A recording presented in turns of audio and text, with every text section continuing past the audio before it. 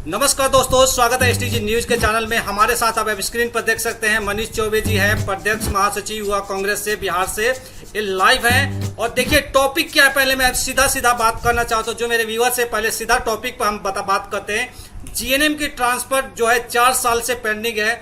Doctor के हो जाता है, एएनएम का हो जाता है, लेकिन जीएनएम के साथ ऐसा सौतेला व्यवहार क्यों किया जाता है, इस पर बात करेंगे। मनीष चौबे जी से ये भी बात करेंगे ओल्ड पेंशन स्कीम पर, और ये भी बात करेंगे तीसरा पॉइंट कि बिहार में जो स्वास्थ्य विभाग में 4 सालों से वैकेंसी नहीं आई है।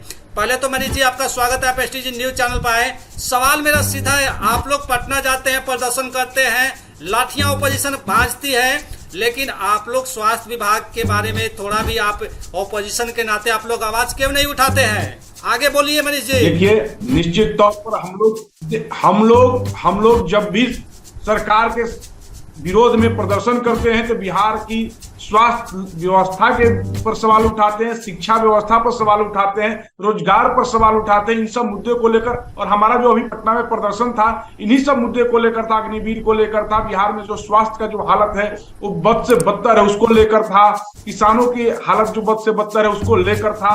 और हम लोग स्वास्थ्य के प्रति हमेशा मुखर हैं। हमारी सरकार आएगी। आपको एक बात बता देता हूं कि जो स्वास्थ्य सेवाएं जो बदतर हो चुकी है उसको हम लोग मनीष जी, आप लोग ऑनेस्टली से बताइए, आप लोग जीएनएम के नाम भी लेते हैं, आप लोग सही बताइएगा।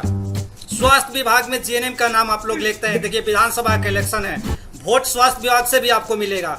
कम से कम मनीष जी आप लोग इतनी तो दायित्व बनती है कि अगर इलेक्शन है 2025 में तो कांग्रेस एक अच्छे मुद्दे को पकड़ती है तो कहीं ना कहीं कमबैक कर सकती है बिहार में, जैसे कि सेंट्रल में कमबैक की है।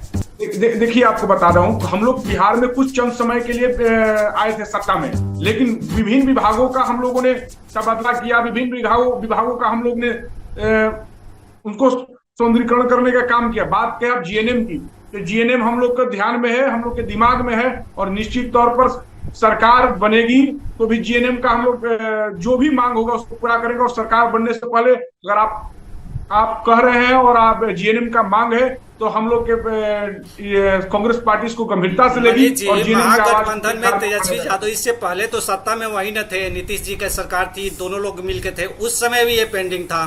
अब आप कैसे कह रहे हैं, कैसे आश्वासन दे रहे हैं, ये बात थोड़ा क्लियर कीजिए। नहीं, अब एक साल 6 महीने के अगर टाइम में, इतने कम टाइम में आप सोचिए कि पूरे बिहार का स्थिति परिवेश बदल जाए तो ये संभव नहीं है।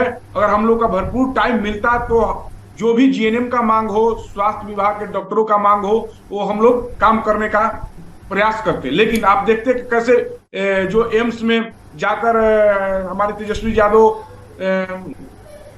जाकर डॉक्टरों को और मरीजों को देखभाल करते थे, तो साफ पता चलता है कि हम लोग का नीति नियत जो है वो काम करने का है, जनता का सेवा करने का है। नीतीश कुमार की तरह केवल फालतू बात और लोगों को बरगलाने का नहीं। अच्छा मनीष जी, एक बात बताइए, जब तेजस्वी जी की सरकार थी उस समय स्वास्थ्य विभाग में वैकेंसियां आ रही थी, ऐसा क्या हो जाता है कि जब भी बीजेपी आती है वैकेंसी का तो दावा करती है, कागज में दिखाती है कि 2 लाख रोजगार दे रहे हैं, 2.5 लाख दे रहे हैं, स्वास्थ्य विभाग में 65,000 वैकेंसी आ रही है, लेकिन ये कागज पे ही दिखता है, ग्राउंड पे आखिर क्यों नहीं दिखता है? ये बात तो देश के लोगों को समझना चाहिए कि जब जब बीजेपी की सरकार आती है बेरोजगारी बढ़ जाती है। और आप एक बात समझ जाइए कि हम लोग चंद समय के लिए सरकार में आए थे, बिहार के ही लोगों को नहीं, बिहार से बाहर जो स्टेट के लोग हैं वो भी बिहार में आज जॉब कर रहे हैं। तो हम लोग का मंशा क्या है, आपसे स्पष्ट नहीं कहेगा। हम लोग का मंशा है कि बिहार के युवाओं को रोजगार मिले, किसान खुशहाल रहे। हम लोग चाहते हैं कि स्वास्थ्य व्यवस्था अच्छे रहे, शिक्षा व्यवस्था अच्छा रहे, ये सब चीज जो है इस पर बिहार हमारा विकसित बने। हम लोग ये सब चीज पर काम करना चाहते हैं। लेकिन जो अभी मौजूदा सरकार है, जो डबल इंजन की जो सरकार है, जो मेमोरी लेस हमारे मुख्यमंत्री हैं, इनके ये कोई मंशा नहीं है बिहार के लोगों को बरगलाने का, बिहार के लोगों को हिंदू मुसलमान में बांटने का, बिहार के लोगों को मजदूरों का फैक्ट्री बनाने का काम ये लोगों को करना है। और ये हम लोग कितना भी लाठी डंडा ये लोग बरसाएं, लेकिन हम लोग इसके विरोध में खड़े रहेंगे। और 2025 में आप इसके लिए आश्वस्त रहिए, जो भी जनहित के मुद्दे होंगे, जो भी एक बात बताइए, ओल्ड पेंशन स्कीम को लेकर कांग्रेस की क्या स्टैंड है? सीधा सवाल। देखिए, जहां इसलिए कि देखिए नेता मंत्री जब विधायक बनते हैं, एमपी बनते हैं, उनके हर बार उनके लिए ओल्ड पेंशन स्कीम लागू हो जाती है। अगर 5 बार बनते हैं तो 5 बार उनको मिलता है।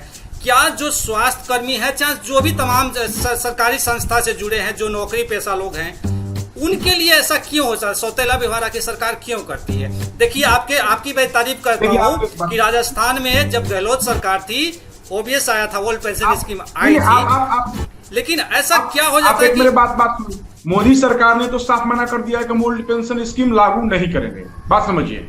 लेकिन जहां जहां पर अभी कांग्रेस पार्टी की सरकार है, वहां पर आप चेक कर लीजिए, चाहे आपको पता भी होगा, वहां पर ओल्ड पेंशन स्कीम लागू हो चुका है, और हो सकता है कहीं नहीं भी हुआ होगा, तो वहां प्रोसेस में हम लोग ओल्ड पेंशन स्कीम को लेकर हम लोग एकदम गंभीर हैं, और हम लोग की सरकार अगर इस बार बनती तो निश्चित तौर पर हम लोग ओल्ड पेंशन स्कीम को लागू करते। आप मोदी सरकार कहती क्या है, ओल्ड पेंशन स्कीम भैया लागू नहीं, खजाने पर बोझ पड़ेंगे, लेकिन आप तमाम और अरबपतियों, अपने मित्रों को आप लाखों करोड़ रुपया माफ कर देते हैं, लेकिन जो सरकार के लिए दिन रात काम करते हैं कर्मचारी, आपको उनके पास पैसे देने के लिए कह रहे हैं कि आपको खजाने पर बोझ पड़ेगा। लेकिन कांग्रेस पार्टी इसको एकदम गंभीरता से ली है। कांग्रेस पार्टी की जिस राज्य में सरकार है, वहां पर ओल्ड पेंशन स्कीम लागू है। और जी, आप साफ कहना चाहते हैं कि अगर कांग्रेस की सरकार बिहार में आती है, चाहे सेंट्रल में आती है, तो वो भी आप जरूर लेकर आएंगे, यानी ओल्ड पेंशन स्कीम लेकर जो सरकारी कर्मचारियों के लिए आप लेकर जरूर आएंगे। हमारे जो लीडरशिप है, जो मेरा लीडरशिप है, इसके लिए एकदम मतलब कि गंभीर है। और ओल्ड पेंशन स्कीम जो है, कांग्रेस पार्टी की सरकार बनते ओल्ड पेंशन स्कीम लागू होगा पूरे देश में।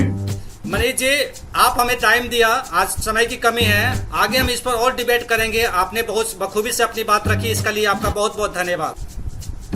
बहुत बहुत धन्यवाद।